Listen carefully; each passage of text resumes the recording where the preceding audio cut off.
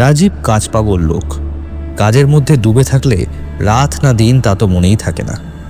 আশেপাশে কি ঘটছে তাও খেয়াল করেন না। এখন যেমন ঘরের মধ্যে কি ঘটে চলেছে তা তিনি খেয়ালই করছেন না।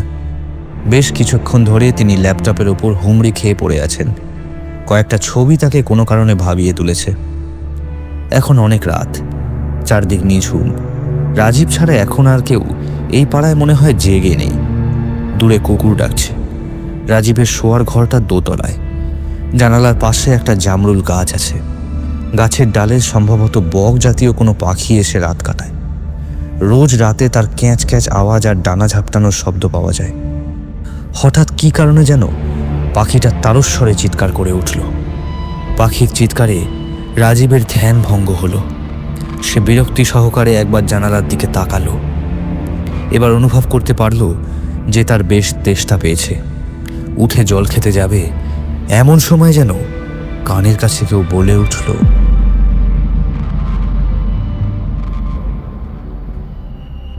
নমস্কার শ্রোতা বন্ধুগণ, গল্প কথা ও কাহিনীতে আপনাদের স্বাগত। আমাদের আজকের উপস্থাপনা অভিজিৎ চক্রবর্তীর লেখা ইসামিতা ইলপি। ইতিহাস শুধু বইয়ের পাতায় বন্দি থাকে না। কিছু ইতিহাস লুকিয়ে থাকে পাথরের গভীরে, কিছু লেখা থাকে চামড়ার গায়ে, আর কিছু সত্য শুধু অন্ধকারেই কথা বলে। আজকের গল্প এমনই এক রহস্যের, যে রহস্যের একটি শব্দ, একটি প্রশ্ন আর একটি ভুল উত্তরই ডেকে আনতে পারে মৃত্যু। ইসামিতা ইলপি, এই শব্দের অর্থ কি, আর কেন এই প্রশ্নের উত্তর না জানলেই চলে যেতে পারে মানুষের প্রাণ? চলুন শুরু করি ইতিহাস, মহাকাব্য ও রহস্যে ঘেরা এক কাহিনী, ইসামিতা ইলপি।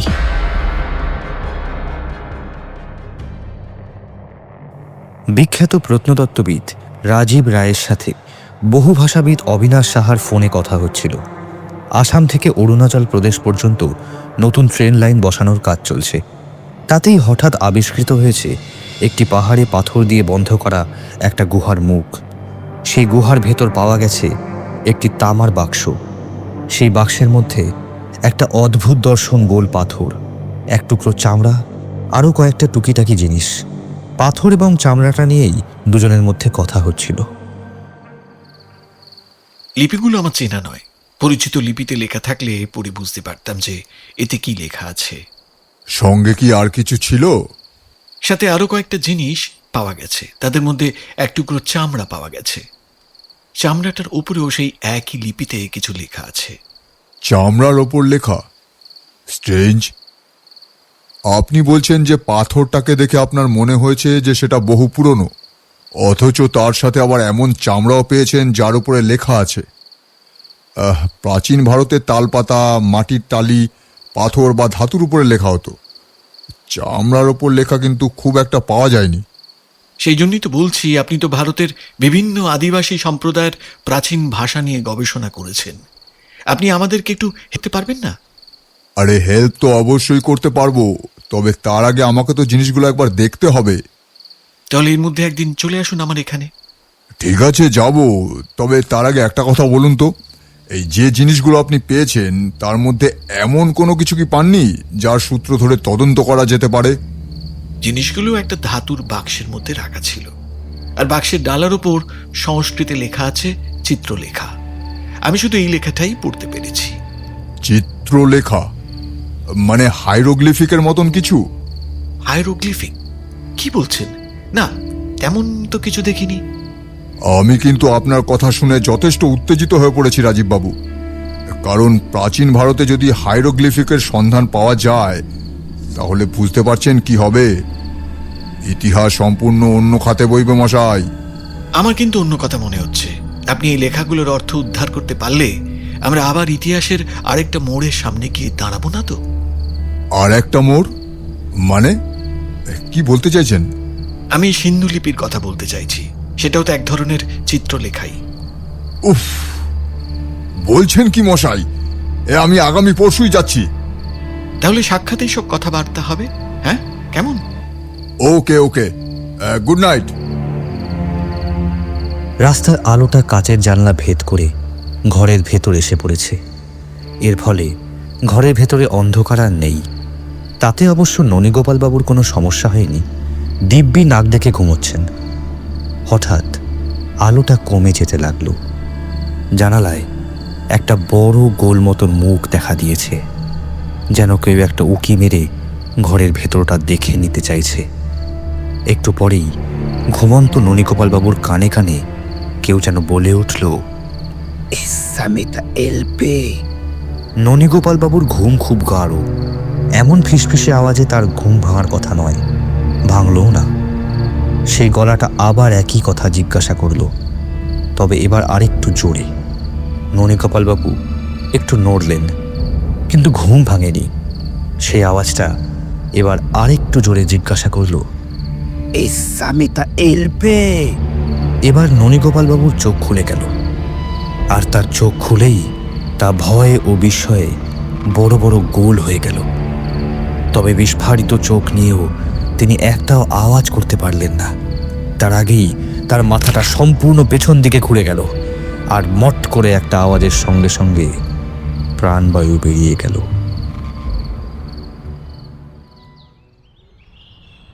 রাজীববাবু, ব্যাপারটা কিন্তু বেশ ইন্টারেস্টিং।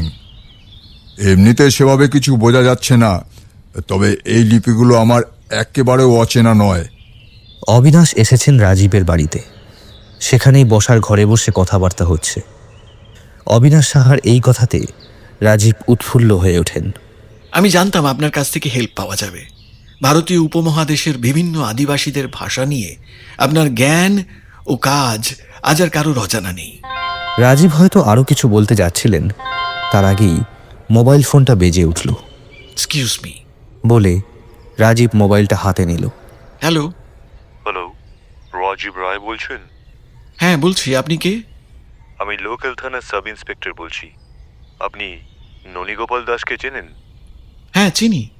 গতকাল বিকেলে ওর সাথে আপনার ঝগড়া হয়েছিল? ঠিক ঝগড়া নয়, তবে ওই কথা কাটাকাটি হয়েছিল। কেন বলুন তো? আসলে ব্যাপারটা হলো যে গতকাল রাতে ননীগোপাল দাসকে কেউ তার শোয়ার ঘরে ঢুকে খুন করে গেছে। খুন? ননীগোপাল দাস খুন হয়েছেন? হ্যাঁ, আন্দাজ রাত 1টা নাগাদ খুনটা হয়েছে। খুবই অস্বাভাবিকভাবে অত বড় মানুষটাকে তার বিছানার উপরেই ঘাড় মোটকে মারা হয়েছে। ও মাই গড! আর আপনাকে একবার থানায় আসতে হবে। আমাকে? কেন? আমি তো ফোন করিনি। আসলে আমরা সবার জবানবন্দি দিচ্ছি। আপনি ননীগোপাল দাসকে চেনেন এবং খুন হওয়ার দিন আপনার সাথে ওর ঝগড়া হয়েছিল, তাই আপনার জবানবন্দি নেওয়াটাও গুরুত্বপূর্ণ হয়ে পড়েছে। আজ সন্ধ্যের মধ্যে আপনি থানায় আসবেন। ওকে। মোবাইলটা রেখে রাজীব চিন্তিতভাবে তাকালো। তাই দেখে অবিনাশ জিজ্ঞাসা করল, কে খুন হয়েছে? ননীগোপাল দাস নামে এক বিল্ডিং কন্ট্রাক্টর গতকাল রাতে খুন হয়েছে। তাই পুলিশ আমাকে আজকে একবার থানায় যেতে বলেছে জবানবন্দি দেওয়ার জন্য। তা ননীগোপাল দাস খুন হওয়ায় পুলিশ আপনাকে থানায় ডাকছে কেন? তিনি রিসেন্টলি আমার অফিসে একটা নতুন ঘর তৈরি করে দিয়েছেন, কিন্তু এই ঢালাইতে রড অনেক কম দিয়েছেন। তার ফল যা হওয়ার তাই, নতুন ঘরেই চারিদিক দিয়ে ফাটল ধরেছে। তা দেখে আমি ওর পেমেন্ট একটু আটকে দিয়েছিলাম। সেই কারণেই গতকাল তিনি আমার সাথে দেখা করতে এসেছিলেন। কথায় কথায় প্রায় ঝগড়াও লেগে যায়। কালকেই আপনার সাথে ঝগড়া হওয়ার পর রাতে উনি খুন হয়েছেন, এটা তো প্রায় একটা কাকতালীয় ব্যাপার। আপনি এটা নিয়ে বেশি চিন্তা করবেন না। আমি ভাবছি সম্পূর্ণ অন্য কথা। গতকাল রাতে আমি কিন্তু ওর কথাই ভাবছিলাম, আর ঠিক তখনই কেউ ওকে ঘাড় মোটকে মারছিল। এগুলো সবই কাকতালীয় ব্যাপার রাজীব বাবু, আপনি এই নিয়ে বেশি দুশ্চিন্তা করবেন না। ওকে, আমাকে এখন একবার থানায় যেতে হবে। ঠিক আছে, আমিও তাহলে এখন উঠছি। রাজীব বাবু, আমি কি এই জিনিসগুলো আমার সঙ্গে নিয়ে যেতে পারি? অবশ্যই, আপনি এই জিনিসগুলো যাতে নিয়ে যেতে পারেন সেই জন্যই আমি অফিস থেকে এগুলো আমার বাড়িতে এনে রেখেছি। আপনি স্বাচ্ছন্দ্যের সঙ্গে নিয়ে যান। ধন্যবাদ, এখন আসি তাহলে।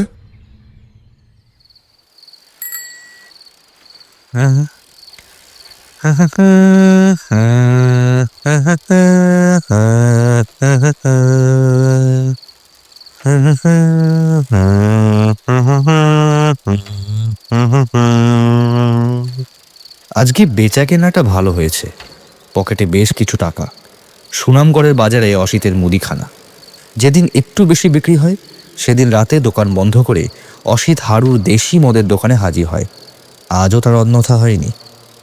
আজ সন্ধ্যের দিকে বৃষ্টি হয়েছে, তাই এখন আর গুমোট ভাবটা নেই। রাত হয়েছে, রাস্তাঘাট ফাঁকা। অসিত মনের সুখে সাইকেল চালাচ্ছে আর হু হু করে একটা গানের কলি ভাজছে। সামনেই বকুলতলার মোড়, মোড়ের পাশেই বড় বকুল গাছ। গাছের নিচটা এখন ঝুপসে অন্ধকার হয়ে আছে। কাছাকাছি আসতেই কে যেন অসিতের কানে কানে বলে উঠল,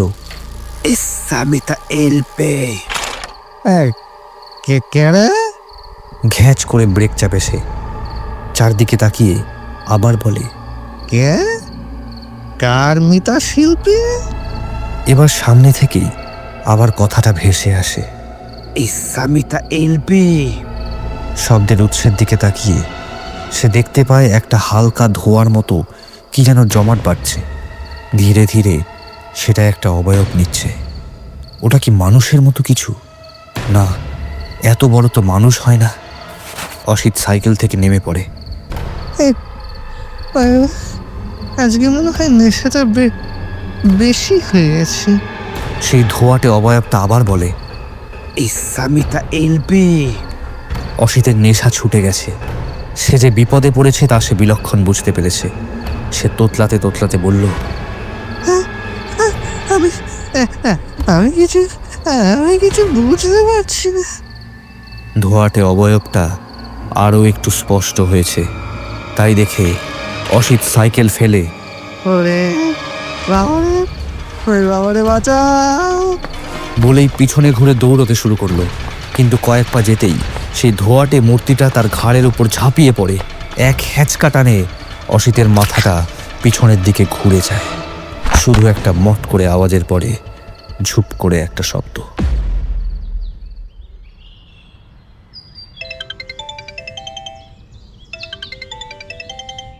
হ্যালো রাজীব বাবু, বলুন। হ্যালো অবিনাশবাবু, হায়ারোগ্লিফিক সম্পর্কে কাজ কিছু এগোলো? হায়ারোগ্লিফিক? ওই যে আপনি সেদিন বললেন না যে বাক্সের ওপরে লেখা চিত্রলেখা শব্দটা আসলে হায়ারোগ্লিফিক হতে পারে। আরে না না, আমি মনে হয় একটু ভুল করেছিলাম। ভুল? কি ভুল?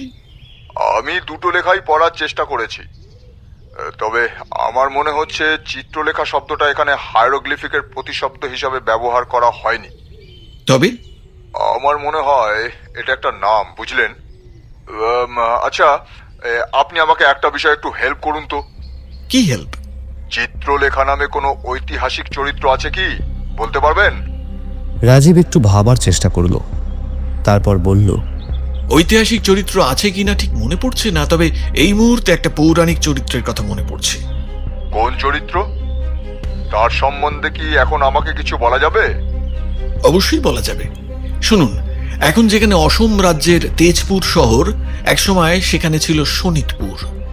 এই শোণিতপুরের রাজা ছিলেন বান রাজা বা বানাসুর। তার নাকি 1000টা হাত ছিল।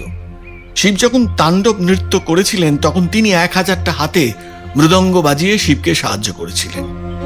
তাতে শিব তুষ্ট হয়ে তাকে বর দেন যে তিনি শোণিতপুর রাজ্যে সপরিবারে থাকবেন এবং বানাসুরকে সব বিপদ থেকে উদ্ধার করবেন। এরপর বানাসুর অত্যাচারী রাজা হয়ে পড়েন। বানাসুরের উষা নামে এক কন্যা ছিল। তার যে প্রিয় সখী, তার নাম চিত্রলেখা। এই চিত্রলেখা আবার বানাসুরের প্রধানমন্ত্রী কুম্ভাণ্ডর কন্যা। শ্রীকৃষ্ণের নাতি ছিলেন অনিরুদ্ধ।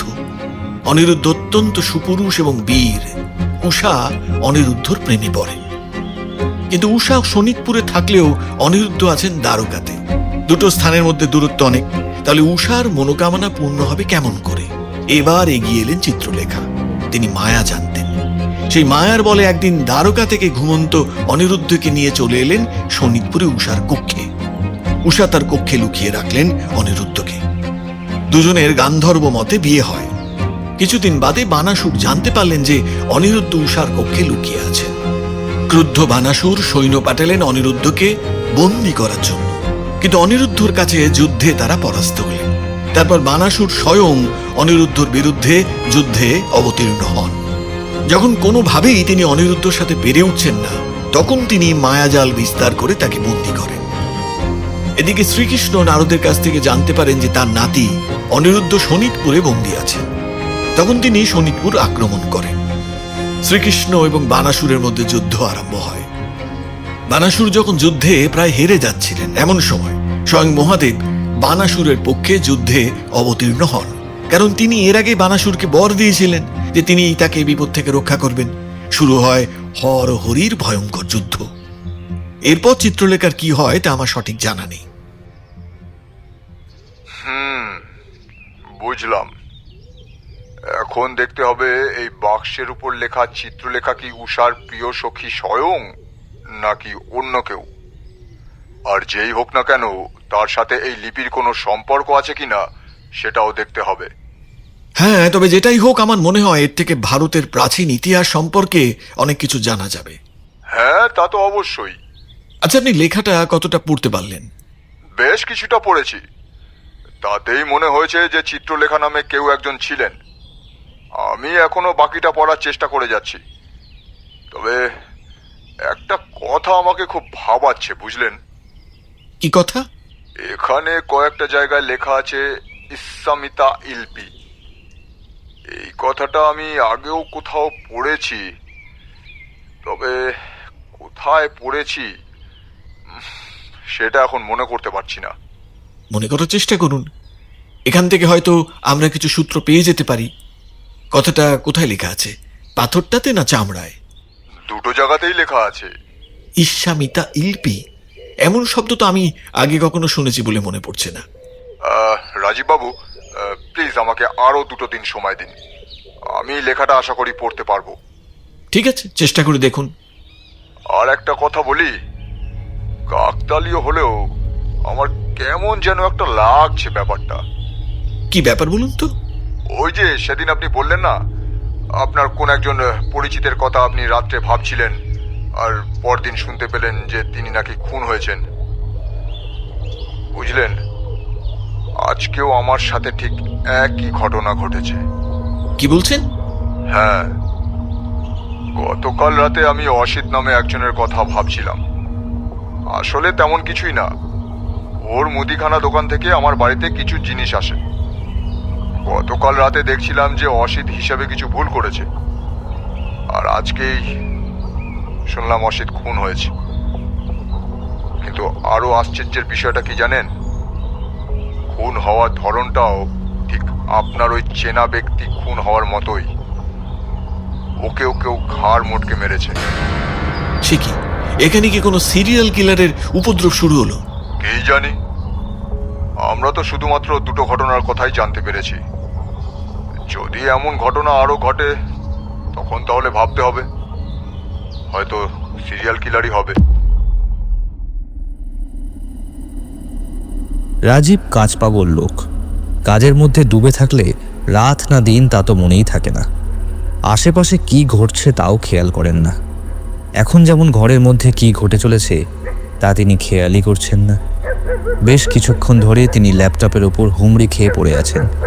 কয়েকটা ছবি তাকে কোনো কারণে ভাবিয়ে তুলেছে। এখন অনেক রাত, চারদিক নিঝুম। রাজীব ছাড়া এখন আর কেউ এই পাড়ায় মনে হয় জেগে নেই। দূরে কুকুর ডাকছে। রাজীবের শোয়ার ঘরটা দোতলায়। জানালার পাশে একটা জামরুল গাছ আছে। গাছের ডালে সম্ভবত বক জাতীয় কোনো পাখি এসে রাত কাটায়। রোজ রাতে তার ক্যাঁচ ক্যাঁচ আওয়াজ আর ডানা ঝাপটানোর শব্দ পাওয়া যায়।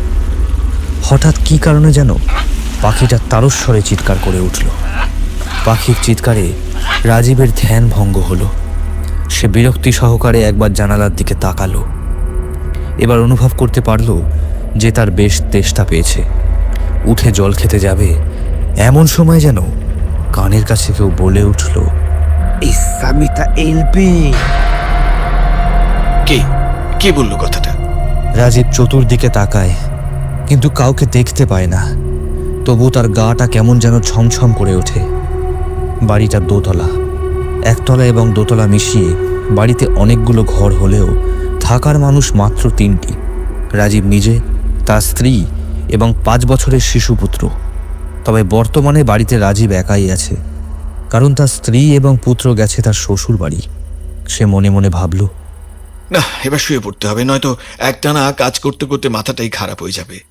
অবিনাশবাবুর বলা কথাটাই মনে হলো যেন কেউ এই ঘরে বলল। অথচ সারা বাড়িতে আমি ছাড়া আর দ্বিতীয় কেউ নেই। ঈশামিতা এলপি, কি অদ্ভুত একটা কথা। এর মানেটা যে কি তা কে জানে।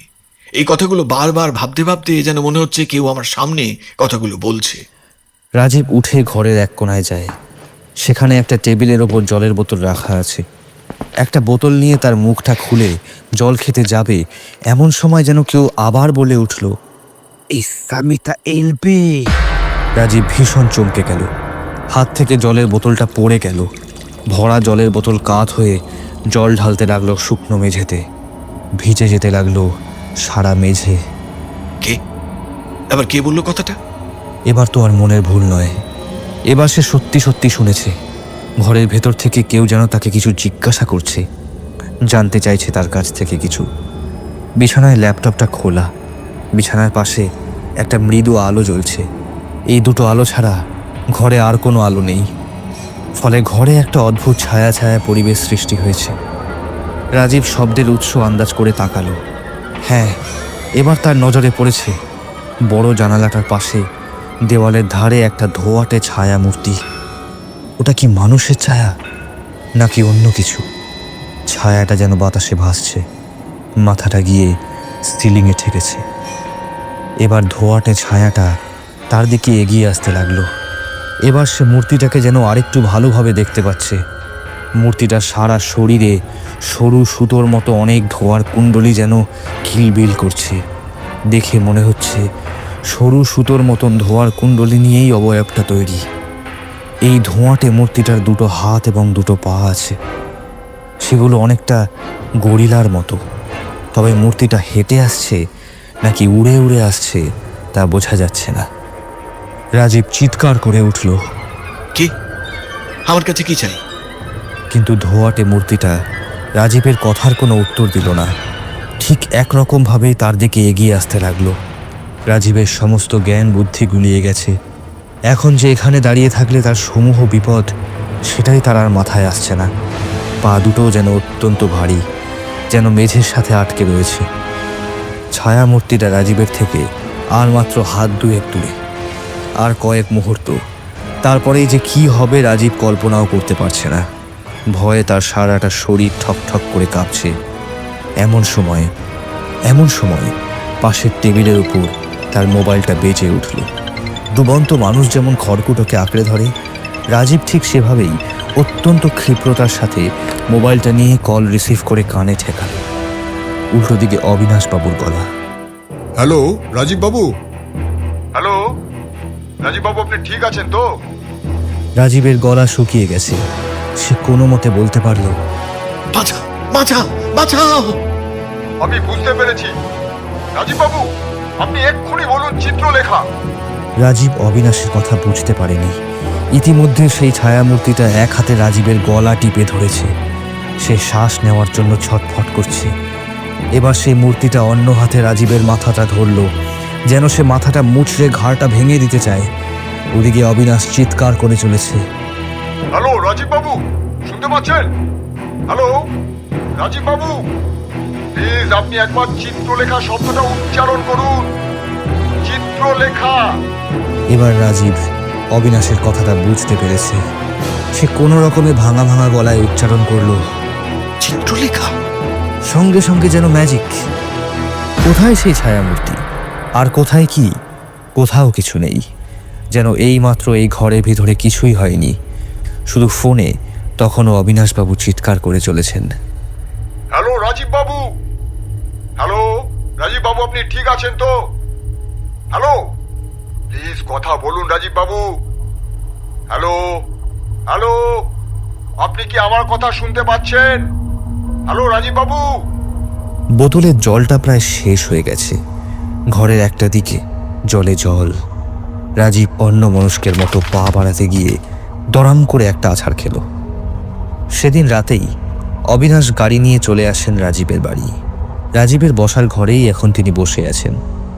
রাজীব সোফায় আধশোয়া হয়ে আছে। অবিনাশ বললেন, রাজীব বাবু, আপনি তো প্রত্ন বিশেষজ্ঞ। আপনার নিশ্চয়ই জানা আছে যে ভারতের আদিম জনগোষ্ঠীরা পাথর, গাছ ইত্যাদি পূজা করত। এই পাথরটাও কিন্তু খুব একটা সাধারণ পাথর নয়। আচ্ছা, আপনাকে বরং প্রথম থেকেই ব্যাপারটা খুলে বলি। আপনার কাছে বান রাজার গল্প শোনার পরেই আমার মনে হয়েছিল এটার মধ্যে ঐতিহাসিক ঘটনা বা সাহিত্যিক মূল্য যতটা না আছে, তার থেকে হয়তো বেশি থাকতে পারে কোনো পৌরাণিক ঘটনা।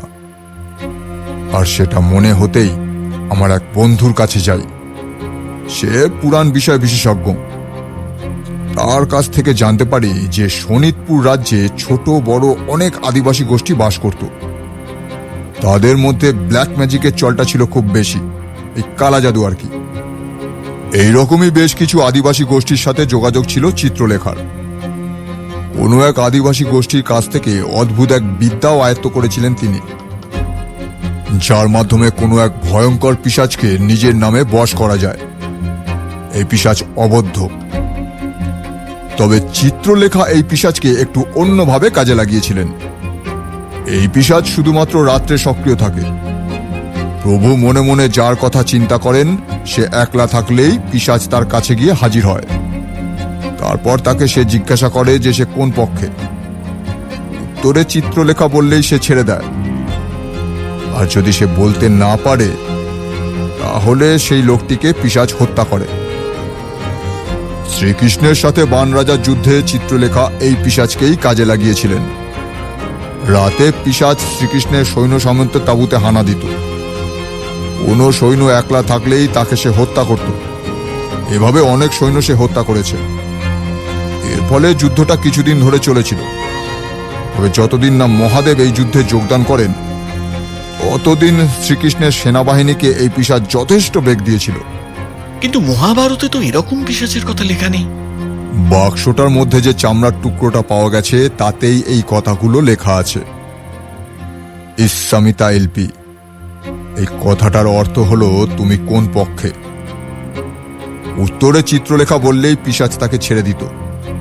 আর যদি বলতে না পারত, তখনই সে খুন করত। পাথরটাতে কি লেখা আছে? এই পাথরটাতেই পিশাচটা বন্দি আছে রাজীব বাবু। পাথরটা যার কাছে থাকে সেই পিশাচের প্রভু। এখন প্রভু রাত্রে যার কথা চিন্তা করবেন, পিশাচ তার কাছে গিয়ে জিজ্ঞাসা করবে যে সে কোন পক্ষে। মানে তার কানে কানে গিয়ে ইসামিতা ইলপি এই শব্দটা উচ্চারণ করবে। ইসামিতা ইলপি শব্দটা এর আগে উত্তর পূর্ব ভারতের কোনো জনগোষ্ঠীর প্রাচীন ভাষায় পেয়েছিলাম। তবে সেটা এখন আর মনে নেই যে কোথায় পেয়েছিলাম। তবে শব্দটা পড়ে প্রথমেই আমার চেনা চেনা মনে হয়েছিল। কিন্তু চিত্রলেখা কি শ্রীকৃষ্ণের সেনার সবাইকে চিনতেন? না, অবশ্যই চিনতেন না। কিন্তু তিনি মায়া জানতেন। সেই মায়ার বলে তিনি যুদ্ধটা প্রত্যক্ষ করেছিলেন। তাই রাতে যখন সেই যুদ্ধের কথা তিনি চিন্তা করতেন, পিশাচ তখন সেই সৈন্যদের কেউ একা থাকলে তাকে আক্রমণ করত।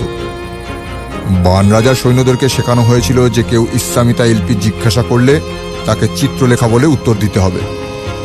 ফলে এই পিশাচ বান রাজার সৈন্যদের কোনো ক্ষতি করেনি। ক্ষতিগ্রস্ত শুধুমাত্র হয়েছিল শ্রীকৃষ্ণের সৈন্যরা। এরপর কি হয়? খুব সম্ভব মহাদেব যুদ্ধে অবতীর্ণ হওয়ার পরে চিত্রলেখা এই বাক্সের মধ্যে পাথর সমেত ওই পিশাচকে নিষ্ক্রিয় করে রেখেছিলেন। কিন্তু আপনারা বাক্সটা খুলতেই পিশাচ সক্রিয় হয়েছে।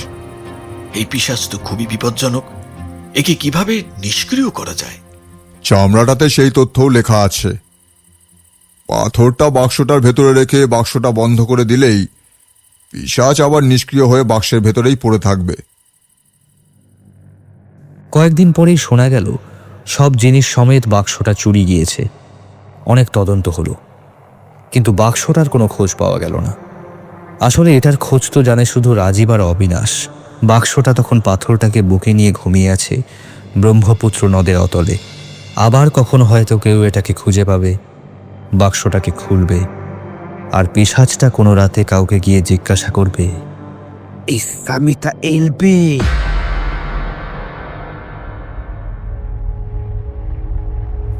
শেষ হলো আজকের গল্প। অভিজিৎ চক্রবর্তীর লেখা ইসামিতা এলপি।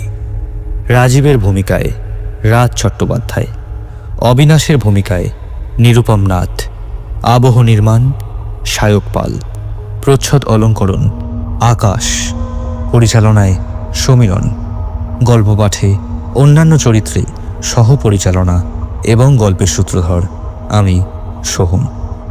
গল্পটি আপনাদের ভালো লাগলে অনুগ্রহ করে চ্যানেলটিকে সাবস্ক্রাইব করুন এবং ভিডিওটিকে লাইক ও হাইপ করার মাধ্যমে আমাদের পাশে থাকুন। আবার ফিরে আসব অন্য কোনো গল্প নিয়ে।